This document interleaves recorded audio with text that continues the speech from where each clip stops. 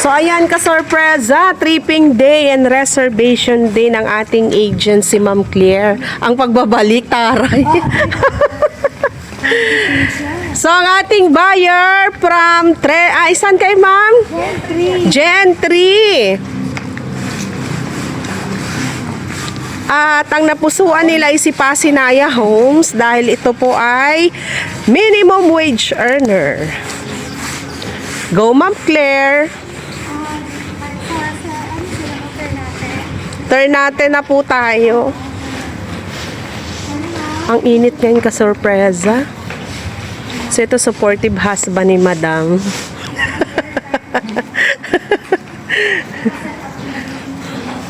Apakainit talaga, promise.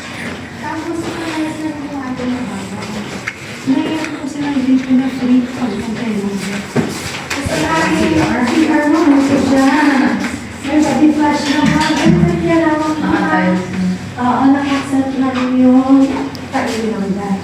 Ito po, 10 years po. And then, tapos, sabihin nyo na lang po, side po, ibang buyer. Mas naka-free din po naman pag na-turn over sa inyo. Lagay na ng tubig. Malaki din po ito.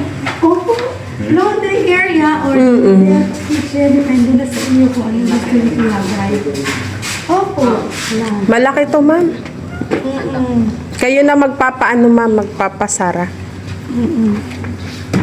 Tapos, dito tayo sa taas, ma'am. Yan. Ganito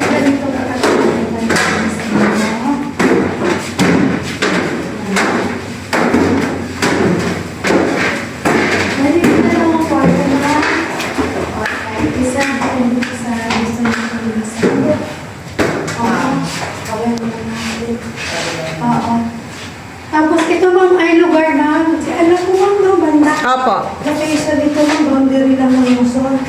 Hindi siya gaano kalayuan.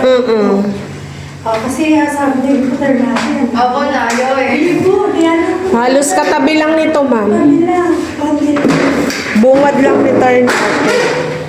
Isa lang yung mga gamit na. Dito po. Ayan. Wow. Ito po yung mga nagawa. Ilan yung kung ginawa nila, dinagsungan lang nila ng tiles. Dinisign na lang nila. Ayaw nga, hindi na tinanggal yung luma. Yung Oo. Ginawa lang nila ng tiles. Sa likod tinanggal po. At sa taas, ito ma'am. Tingnan niyo po, sir. Naka-aircon ma'am ano? Naka-aircon. Oh, sabi ko parang ang lamig. Dito ma'am, makikita nyo yung provision for 2 bedroom. Ayun. Malawak siya. Parang lumuog bigla.